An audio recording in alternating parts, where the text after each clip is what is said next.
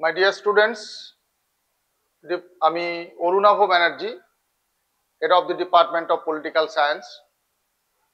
আজকে যে বিষয়টা নিয়ে তোমাদের আমি পড়াবো সেটা হলো আন্তর্জাতিক সম্পর্ক নামক শাস্ত্রটির যে বিবর্তন ধারা, সেই বিষয়টার উপরে তোমাদের আজকে পড়াবো।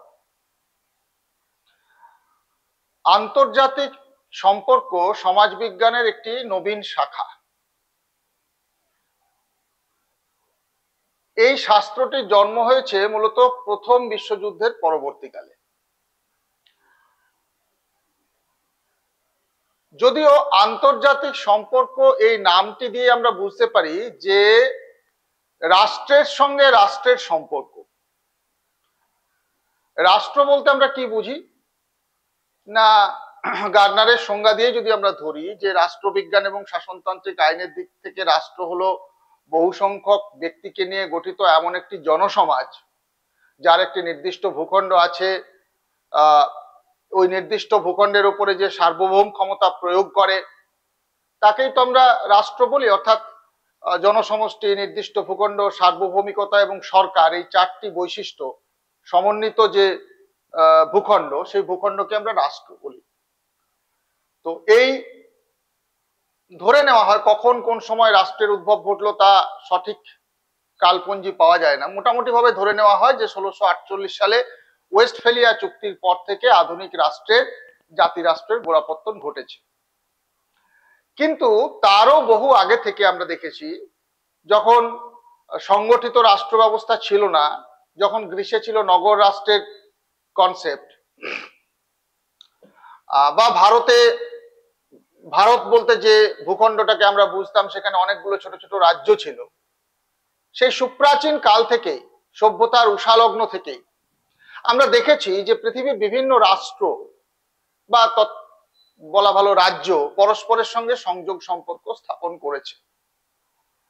এবং তাই পৃথিবীর প্রাচীনতম সভ্যতার দেশ বলে আমরা যেগুলি জানি, যেমন ধরো মহেঞ্জোদারো সভ্যতা, মেসোপটেমিয়ার সভ্যতা, গ্রিক সভ্যতা, মিশরীয় সভ্যতা, আমরা ইতিহাস পড়লে দেখতে পাই বা জানতে পারি যে পৃথিবীর এই প্রাচীনতম সভ্যতার দেশগুলি নিজেদের মধ্যে আদান প্রদান করত, নিজেদের মধ্যে সংযোগ সম্পর্ক স্থাপন করেছিল।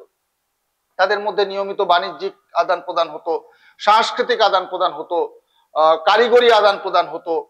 তাই ভারতীয় দক্ষিণ ভারতের মন্দিরগুলির যে স্থাপত্য শৈলী, তার সঙ্গে দক্ষিণ পূর্ব এশিয়ার যে দেশ, সেখানে ইন্দোনেশিয়া, জাভা, এই সমস্ত দেশের যে সমস্ত মন্দির দেখতে পাই, তা মন্দির গাঁথতে খোদিত যে সমস্ত কারুকার্যগুলি, সেগুলির সঙ্গে অনেক সাদৃশ্য আছে। বাণিজ্যিক সম্পর্ক যে স্থাপন করত তা আমরা মধ্যযুগের যে ধর্মমঙ্গলগুলি, চণ্ডীমঙ্গল কাব্য, মনসা মঙ্গল কাব্য, সেখানে আমরা দেখেছি যে বণিকরা তাদের পণ্য সামগ্রী নিয়ে অন্য দেশে গিয়ে বাণিজ্য করতে যেত। তখন টাকা ছিল না, বিনিময় প্রথা ছিল, এক দেশে দ্রব্য সামগ্রী অন্য দেশে পৌঁছে দিয়ে সেখানকার দ্রব্য সামগ্রী নিয়ে আসা হতো। এইভাবে বাণিজ্যিক সাংস্কৃতিক আদান প্রদানের ইতিহাস অনেক প্রাচীন। অর্থাৎ প্রথম বিশ্বযুদ্ধের পরবর্তীকাল থেকে রাষ্ট্রের সঙ্গে রাষ্ট্রের সম্পর্ক স্থাপিত হতে লাগলো এমনটা নয়, বরং বহু আগে থেকেই এই আন্তঃরাষ্ট্রীয় সম্পর্কের বিষয়টা বিদ্যমান ছিল। এবং আমরা কতগুলি গ্রন্থের কথা উল্লেখ করব, যেমন গ্রিক ঐতিহাসিক থুকাইডিডেসের লেখা হিস্ট্রি অফ পেলোপনেশিয়ান ওয়ার, দান্তের লেখা দ্য মোনার্কিয়া, ম্যাকিয়াভেলির লেখা দ্য প্রিন্স, কৌটিল্যের লেখা অর্থশাস্ত্র। এই সমস্ত গ্রন্থগুলিতে আমরা কি দেখতে পাই? আমরা দেখতে পাই যে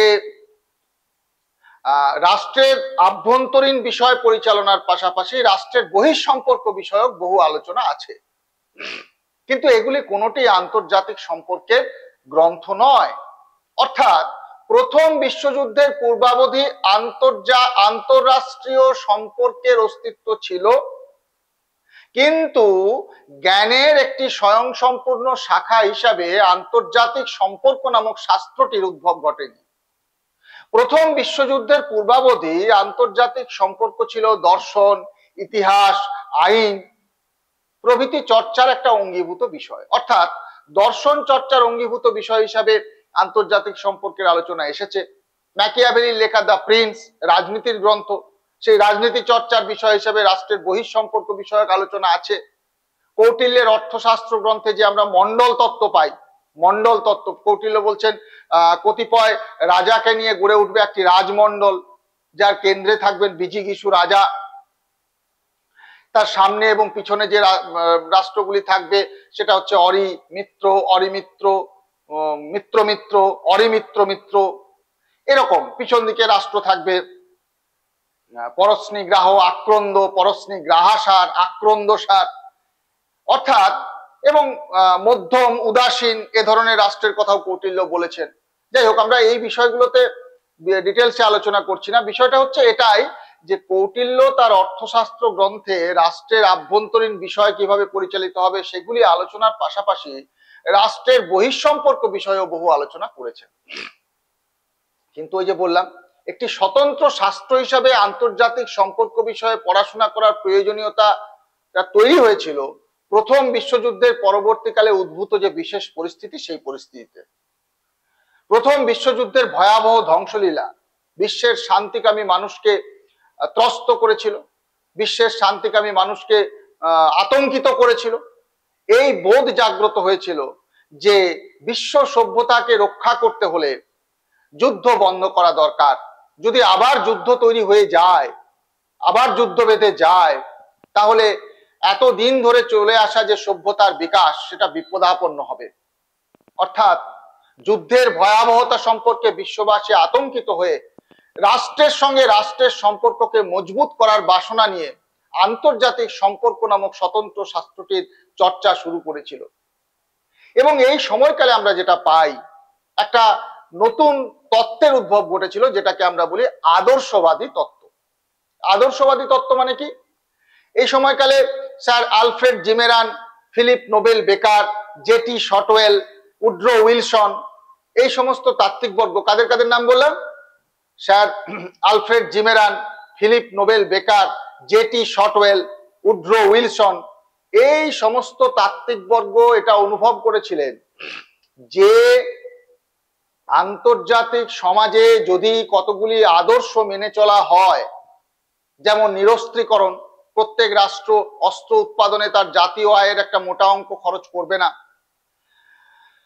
যেমন শান্তিপূর্ণ উপায়ে বিরোধের মীমাংসা করবে, অস্ত্রের সীমাকে একটা নির্দিষ্ট সীমা, অস্ত্র উৎপাদনের পরিমাণকে একটা নির্দিষ্ট সীমার নিচে নামিয়ে আনবে, এরকম যদি কতগুলি আদর্শ বিধি তারা অনুসরণ করে চলে, তাহলে যুদ্ধ বন্ধ করা যাবে এবং এক শান্তিপূর্ণ বিশ্ব ব্যবস্থা গড়ে তোলা যাবে বলে তারা আশা প্রকাশ করেছিলেন। ফলত এই সমস্ত আদর্শের হাত ধরে যে স্কুলটি আত্মপ্রকাশ করলো, যে তাত্ত্বিক গোষ্ঠীটি আত্মপ্রকাশ করলো, আমরা তাকে আন্তর্জাতিক সম্পর্কের ক্ষেত্রে বলি আদর্শবাদী স্কুল বা আদর্শবাদী গোষ্ঠী বা আইডিয়ালিস্ট স্কুল। কিন্তু আমরা জানি, হ্যাঁ, প্রথম বিশ্বযুদ্ধে আরেকটা প্রেক্ষিত বলি, এটা তো গেল তাত্ত্বিক দিক। আর ব্যবহারিক ক্ষেত্রে কি হলো? ব্যবহারিক ক্ষেত্রে যুদ্ধ বন্ধ করার জন্য প্রথম বিশ্বযুদ্ধের পরবর্তীকালে একটা সংগঠন তৈরি হলো, এমন একটা টেবিল, এই সংগঠনটা হচ্ছে এমন একটা টেবিল যেখানে বিশ্বের বিভিন্ন রাষ্ট্র পরস্পরের সঙ্গে আলোচনায় বসতে পারবে। এবং এই বোধ জাগ্রত হয়েছিল যে যুদ্ধ তৈরি হয় কোথায়? সন্দেহ থেকে, অবিশ্বাস থেকে। মানুষের মনে যুদ্ধের বীজ প্রথমে রোপিত হয়, তারপর সেটা আত্মপ্রকাশ করে হিংসাশ্রয়ী রূপে। বিভিন্ন রাষ্ট্রের মধ্যে চলতে থাকা যে সন্দেহ, যে অবিশ্বাস, সেটাকে দূর করা দরকার। তো এখন দুটো মানুষের মধ্যেও যদি হয়, যদি তাদের মধ্যে রেষারেষি থাকে, তাদের মধ্যে সন্দেহ অবিশ্বাস থাকে, যত সময় যায় তত সেটা বাড়তে থাকে। আর তাদেরকে যদি একটা আলাপ আলোচনার টেবিলে বসিয়ে দেওয়া হয়, তাহলে প্রত্যেকেই নিজেদের ক্ষোভ বিক্ষোভগুলি উগরে দিতে পারে। ফলত বিরোধের একটা শান্তিপূর্ণ মীমাংসার বাতাবরণ তৈরি হয়। এই ভাবনা থেকেই প্রথম বিশ্বযুদ্ধের পরবর্তীকালে একটি সংগঠন তৈরি হয়েছিল, যার নাম হচ্ছে লিগ অফ নেশনস বা জাতিসংঘ। এই জাতিসংঘ একটি বিশ্ব সংগঠন হিসেবে বিভিন্ন রাষ্ট্রের আলাপ আলোচনার জায়গা তৈরি করবে। সেখানে জাতিসংঘের প্ল্যাটফর্মে বসে, জাতিসংঘের মঞ্চে বিভিন্ন রাষ্ট্র শান্তিপূর্ণ উপায়ে বিরোধী মীমাংসা করবে এবং যুদ্ধে যাবে না, অনাগ্রাসনের নীতি অনুসরণ করবে। এই ভাবটা, এই বোধটা জাগ্রত হয়েছিল। কিন্তু আমরা কি দেখলাম? আমরা দেখলাম প্রথম বিশ্বযুদ্ধের পরবর্তীকালে প্রত্যেক রাষ্ট্র মুখে আদর্শের কথা বললেও বাস্তবে ভিন্ন ধর্মী নীতি তারা অনুসরণ করছে, এবং তার অবশ্যম্ভাবী পরিণতি স্বরূপ যেটা হলো সেটা হলো যে দ্বিতীয় বিশ্বযুদ্ধের সূচনা। এবং দ্বিতীয় বিশ্বযুদ্ধের সূচনার সঙ্গে সঙ্গেই এই বোধ জাগরিত হলো যে কতগুলি আদর্শকে সামনে রেখে স্থায়ী বিশ্ব ব্যবস্থা গড়ে তোলা সম্ভব নয়। কারণ একটা আদর্শের কার্যকারিতা নির্ভর করে আর মানে আদর্শ যারা মেনে চলছে সেই দুই পক্ষের সততার উপর। কোন রাষ্ট্রই নিজের স্বার্থ অপেক্ষা আন্তর্জাতিক স্বার্থকে প্রাধান্য দিচ্ছে না। ফলত সূচনা হয়ে গেল দ্বিতীয় বিশ্বযুদ্ধের। মুখে সবাই আদর্শের কথা বলেছে, শান্তিপূর্ণ উপায়ে বিরোধ মীমাংসার কথা বলেছে, অনাগ্রাসনের কথা বলেছে, নিরস্ত্রীকরণের কথা বলেছে, কিন্তু যখনই নিজের স্বার্থ বিঘ্নিত হয়েছে তখনই তারা যুদ্ধে প্রবৃত্ত হয়েছে, এবং যার অবশ্যম্ভাবী ফল হচ্ছে দ্বিতীয় বিশ্বযুদ্ধ। এবং এই দ্বিতীয় বিশ্বযুদ্ধের সূচনার সঙ্গে সঙ্গে বিশ্ববাসী নিজেদের মধ্যে আলাপ আলোচনা শুরু করলেই তাহলে তো আদর্শবাদ দিয়ে শান্তি প্রতিষ্ঠা করা গেল না, তাহলে উপায় কি? এই সময় ইএইচ কারের একটা বই প্রকাশিত হলো যার নাম হচ্ছে 20 ইয়ার্স অফ ক্রাইসিস। আবারও বলছি, বইটির লেখক হলেন ইএইচ কার। কে? ইএইচ কার। এবং বইটার নাম হচ্ছে 20 ইয়ার্স অফ ক্রাইসিস। এই বইটাতে ইএইচ কার আদর্শবাদের তীব্র সমালোচনা করলেন। তিনি বললেন যে আদর্শ দিয়ে কখনোই বিশ্ব শান্তি প্রতিষ্ঠা করা সম্ভব নয়। আন্তর্জাতিক সমাজের বাস্তবতাকে বুঝতে হবে। আন্তর্জাতিক সমাজের বাস্তবতা হলো এই যে প্রত্যেক রাষ্ট্রই জাতীয় স্বার্থের দ্বারা চালিত হয়, এবং কোন রাষ্ট্রই নিজের স্বার্থ অপেক্ষা আন্তর্জাতিক স্বার্থকে প্রায়োরিটি দেবে না। এই বাস্তবতাকে মেনে নিয়েই আমাদের আন্তর্জাতিক সমাজের তত্ত্ব রচনা করতে হবে। এভাবে ইএইচ কার একটা নতুন তাত্ত্বিক তত্ত্বের ভিত্তি স্থাপন করলেন, যে তত্ত্বটার নাম হচ্ছে বাস্তববাদী তত্ত্ব বা রিয়ালিস্ট। পরবর্তীকালে এই বাস্তববাদী তত্ত্ব বলিষ্ঠ তাত্ত্বিক ভিত্তির উপর প্রতিষ্ঠিত হলো, যার হাতে তিনি হলেন হ্যান্স জে মর্গেনথাউ। তার লেখা বইটার নাম হচ্ছে politics among Nations, struggle for power and piece. আবারও বলছি, হ্যান্স জে মর্গেনথাউ এর লেখা বইটার নাম হলো কি? Politics among Nations colon struggle for power and piece. এই বইটাতে মর্গেনথাউ বাস্তববাদকে অত্যন্ত সুন্দরভাবে সুচারুভাবে বর্ণনা করলেন। এছাড়াও মানে এই যে ইএইচ কারের কথা বললাম, মর্গেনথাউ এর কথা বললাম, এছাড়াও বাস্তববাদের আরো কয়েকজন প্রবক্তা আছেন, নামগুলো একটু মনে রাখবে তোমরা। কি কি? একদম গোড়া থেকে বলছি, E H Carr, George Schwarzenberger, Martin Wight, Frederick Schuman, Nicholas Spykman, George F Kennan. Morgenthau তো আছেন, হ্যান্স জে মর্গেনথাউ। আবার বলছি, নামগুলো একটু মনে রাখবে। E H Carr, E H Carr, George Schwarzenberger, Martin Wight, Frederick Schuman, Nicholas Spykman, George F Kennan, Hans J Morgenthau. এরা হচ্ছেন বাস্তববাদের প্রবক্তা। এই বাস্তববাদটা কি? বাস্তববাদ হচ্ছে দ্বিতীয় বিশ্বযুদ্ধের সময়কাল থেকে বা তৎপরবর্তীকালে উদ্ভূত আন্তর্জাতিক সম্পর্কের একটি নতুন তত্ত্ব, যা সাবেকি আদর্শবাদী তত্ত্বকে সমালোচনা করে গড়ে উঠেছে। বাস্তববাদের মূল কথা হলো এই, বাস্তববাদ কতগুলি অনুমানের উপর দাঁড়িয়ে আছে। কি কি সে অনুমান? বাস্তববাদ মানুষের চরিত্র সম্পর্কে যে ছবি এঁকেছে সেই ছবিটা হলো মানুষ প্রকৃতিগতভাবে স্বার্থপর, সৎ, সংকীর্ণ, কলহপ্রিয়, ক্ষমতালিপ্সু। অর্থাৎ হবস, ম্যাকিয়াভেলি যে কদর্য মানুষের চিত্র এঁকেছিলেন, যে ক্ষমতালিপ্সু মানুষের চিত্র এঁকেছিলেন, বাস্তববাদ তাকে গ্রহণ করেছে। অর্থাৎ বাস্তববাদের তাত্ত্বিক ভিত্তি নিহিত আছে ম্যাকিয়াভেলির তত্ত্বে, হবসের তত্ত্বে। তো তারা মনে করেন যে প্রত্যেক মানুষই প্রকৃতিগতভাবে স্বার্থপর, স্বার্থ ছাড়া চলতে পারে না। আর আন্তর্জাতিক সম্পর্ক তো হচ্ছে রাষ্ট্রের সঙ্গে রাষ্ট্রের সম্পর্ক। তো রাষ্ট্র তো একটা বিমূর্ত ধারণা, রাষ্ট্র একটা বিমূর্ত ধারণা। রাষ্ট্রের নিজের হাত, পা, কান, চোখ, নাক, মুখ, মাথা নেই। রাষ্ট্র তো নিজে বুদ্ধি খাটিয়ে কোনো নীতি অনুসরণ করে না। আসলে রাষ্ট্রের হয়ে নীতি অনুসরণ করে কারা? ব্যক্তি মানুষ। আর ব্যক্তি মানুষ যেহেতু স্বার্থপর, ব্যক্তি মানুষ যেহেতু আত্মস্বার্থ ছাড়া অন্য কিছুর দ্বারা চালিত হয় না, তাই আন্তর্জাতিক সম্পর্কের ক্ষেত্রেও কোনো সর্বজনীন আদর্শ থাকতে পারে না। কারণ আন্তর্জাতিক সমাজের নীতিগুলি নির্ধারিত হয় কোনো না কোনো ব্যক্তি কর্তৃক। আর সেই ব্যক্তি যেহেতু স্বার্থপর, তাই আন্তর্জাতিক সমাজেও একটা রাষ্ট্র যখন অন্য রাষ্ট্রের সঙ্গে সম্পর্ক স্থাপন করে, যখন তারা আদান প্রদান করে, সেই সংযোগ সম্পর্ক স্থাপন বা আদান প্রদান করার পিছনে কাজ করে তার নিজস্ব স্বার্থ। এটাকে বলে জাতীয় স্বার্থ, ন্যাশনাল ইন্টারেস্ট। বাস্তববাদ বলছে যে জাতীয় স্বার্থকে বাদ দিয়ে কোনো রাষ্ট্রই নীতি নির্ধারণ করতে পারে না। এটাই হচ্ছে আন্তর্জাতিক সমাজের বাস্তবতা। এই বাস্তবতাকে মেনে নিয়ে আমাদের আন্তর্জাতিক সমাজকে বিশ্লেষণ করতে হবে। বাস্তববাদ নিয়ে পরে আরো যে ক্লাস আছে সেখানে আরো ডিটেলসে পড়াবো। অর্থাৎ আমি এখানে শুধুমাত্র এখন যে বিষয়টা নিয়ে আলোচনা করছি যে আন্তর্জাতিক সম্পর্কের বিবর্তন, কিভাবে বিবর্তন হলো। তাহলে প্রথম বিশ্বযুদ্ধের পরবর্তীকালে দেখলাম আমি আদর্শবাদী তত্ত্বের উদ্ভব করেছে, তাত্ত্বিক বিবর্তন।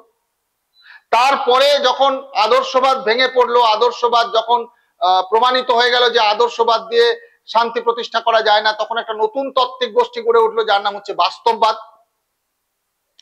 তৎপরবর্তীকালে আরো যত এভলিউশন হয়েছে, যত মডার্নিটি এসছে, তত বেশি আরো নতুন নতুন তত্ত্বের উদ্ভব ঘটেছে। যেমন সিদ্ধান্ত প্রণয়নমূলক তত্ত্ব, যেমন গেম থিওরি বা ক্রীড়া তত্ত্ব, যেমন হচ্ছে সংযোগ তত্ত্ব বা কমিউনিকেশন থিওরি। এভাবে পরবর্তীকালে বিভিন্ন তত্ত্বের উদ্ভব ঘটেছে। আর আন্তর্জাতিক সম্পর্ক নামক শাস্ত্রটিও ধীরে ধীরে বিবর্তিত হয়েছে। কিভাবে? তাত্ত্বিক বিবর্তনের কথা বললাম। প্রথম বিশ্বযুদ্ধের পরবর্তীকালে তৈরি হলো জাতিসংঘ। দ্বিতীয় বিশ্বযুদ্ধের সূচনার সঙ্গে সঙ্গে জাতিসংঘ ভেঙে গেল এবং এই বোধ জাগ্রত হলো যে জাতিসংঘের বহু দুর্বলতা ছিল, কাঠামোগত দুর্বলতা, কার্যগত দুর্বলতা। দ্বিতীয় বিশ্বযুদ্ধের সূচনার সঙ্গে সঙ্গে বিশ্বের বিভিন্ন রাষ্ট্র নিজেদের মধ্যে আলাপ আলোচনা করতে লাগলো এবং 7 দফা বৈঠক হয়েছিল। লন্ডন ঘোষণা, আটলান্টিক সনদ, মস্কো ঘোষণা, ডাম্বারটন ওক সম্মেলন, ইয়াল্টা সম্মেলন, এরকম বেশ কয়েকটি পর্যায়ে আলোচনা হলো।